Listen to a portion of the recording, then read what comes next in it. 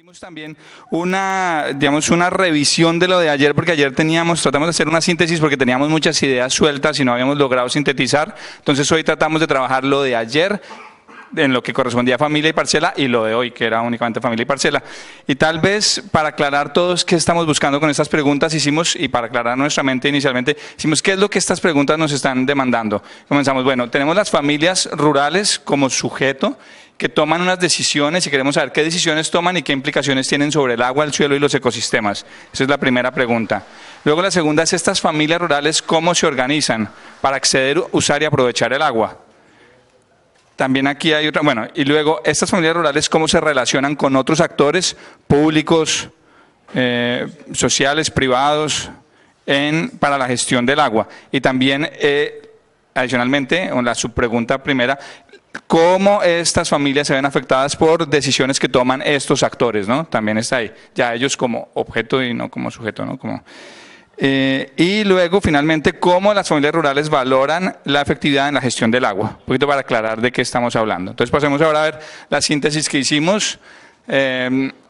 Comencemos que tenemos una gran variedad de experiencias y en general vimos que ayer teníamos solo para introducir, unos esquemas mucho más colectivos y hoy mucho más individuales. Pero bueno, pasemos a la primera pregunta. Las decisiones, ¿qué tipo de decisiones se toman y cómo afectan estos elementos, agua, suelo, ecosistemas? Tenemos, generalmente son decisiones de uso productivo, enfocados en el uso productivo del agua.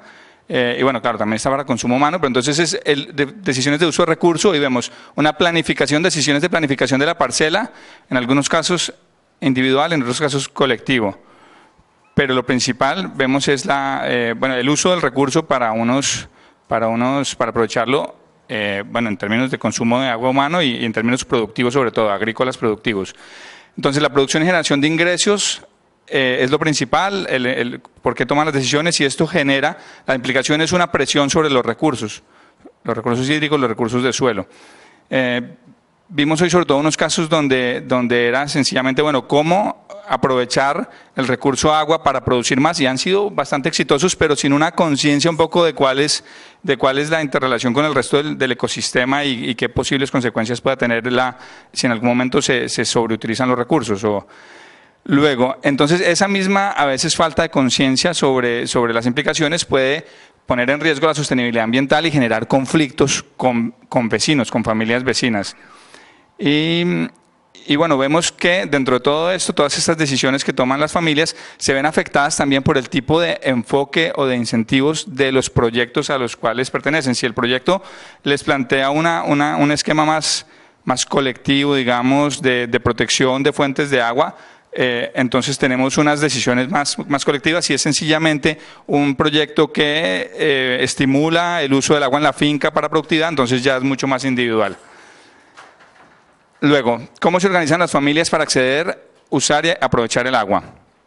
Tenemos varios niveles. En algunos casos hay muy buen nivel de organización.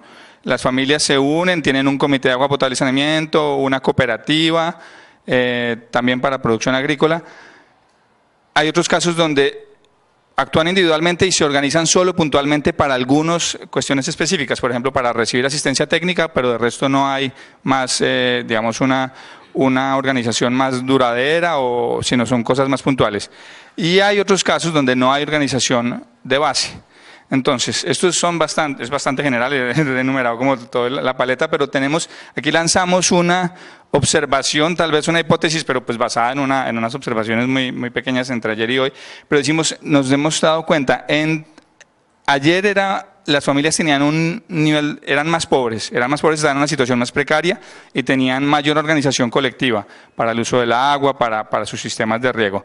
Hoy eran menos pobres, eran más prósperos también porque el proyecto ha sido exitoso, pero tenían una visión mucho más individual, no había casi elementos de organización colectiva.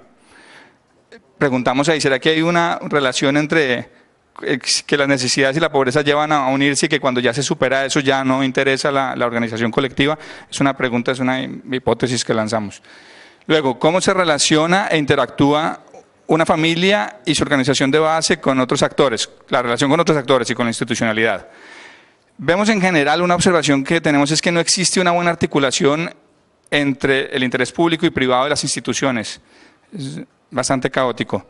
Hay una dependencia de recursos del proyecto de la alcaldía. Si vemos siempre todo, hay una dependencia grande de recursos externos siempre, bien sea de proyectos, sobre todo de proyectos financiados externamente. O en algunos casos, digamos, la institución principal que aparece es la alcaldía, siempre como en momentos en que, bueno, ¿qué pasa si se acaban los recursos? ¿Qué pasa si hay una emergencia? Bueno, la alcaldía. Es como la hipótesis. Y, ¿qué es esto? Complementariedad entre algunos proyectos, esa sí se me escapa, porque no sé, de pronto mi grupo alguien me guía qué queríamos decir ahí, porque esa se me escapa. ¿Cómo? Han habido intervenciones en algunas parcelas de proyectos anteriores y que se han continuado con otras intervenciones de otros proyectos. O sea que más bien es una como interrelación entre proyectos, más bien, y yo enfatizo ahí, hay una dependencia sobre estos proyectos siempre. Y que tenemos la articulación de la comunidad con su organización de base está relacionada con sus intereses individuales, claro, entonces es cada familia qué necesidades tiene, qué intereses, en qué nivel está luchando apenas por su nivel de subsistencia, seguridad alimentaria, o ya tiene más un nivel más de producción agrícola para la venta, para un ingreso adicional, y a partir de eso influye mucho en cómo se relacionan entre sí. Tal vez volviendo a este punto que lanzamos. Y también esta articulación depende mucho de un factor externo y ahí son decisiones de otros y es los criterios de selección, los esquemas que imponen los proyectos que llegan y los criterios de selección que imponen. Un caso en particular, bueno, el proyecto que vimos hoy, el de PAGRIC, pues tiene unos criterios de selección bastante estrictos que los participantes, los protagonistas tengan titulación de la tierra y un tamaño del terreno no muy pequeño y eso ya, digamos, incide específicamente en cómo se van a organizar.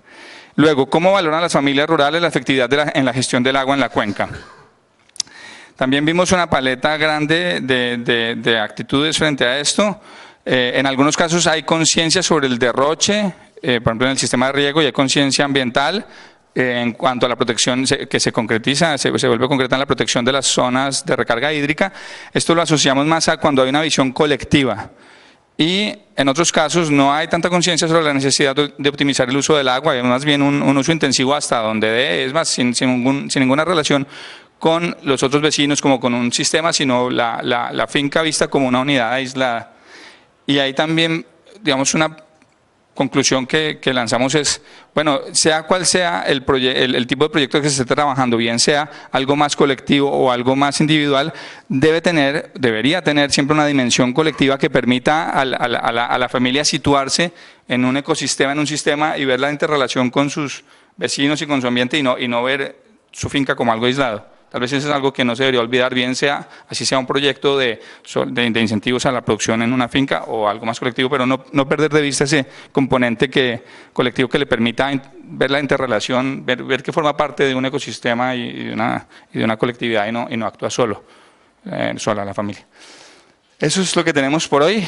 No sé si preguntas, observaciones, complementos.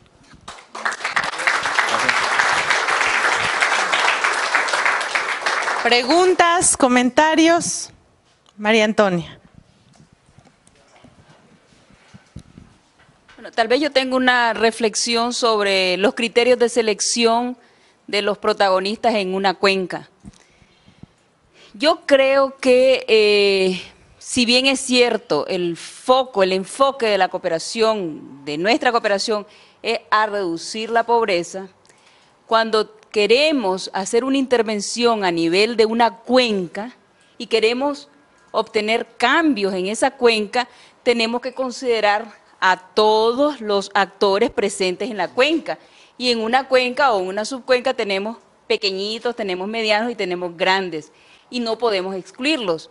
Lo que nosotros discutíamos en nuestro grupo era que hay que hacer intervenciones diferenciadas por tipo de actor que está presente en la cuenca.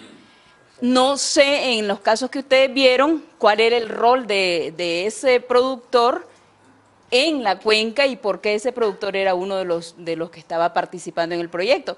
Pero en todo caso, en los proyectos lo que me parece a mí que se debería de trabajar más es esos criterios diferenciados, ¿no? cuál es el rol del grande, cuál es el rol del chiquito y cómo se complementan esas acciones entre los diferentes actores.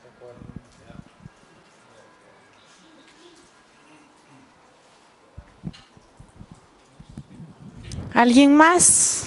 ¿Algún otro aporte, alguna otra reflexión?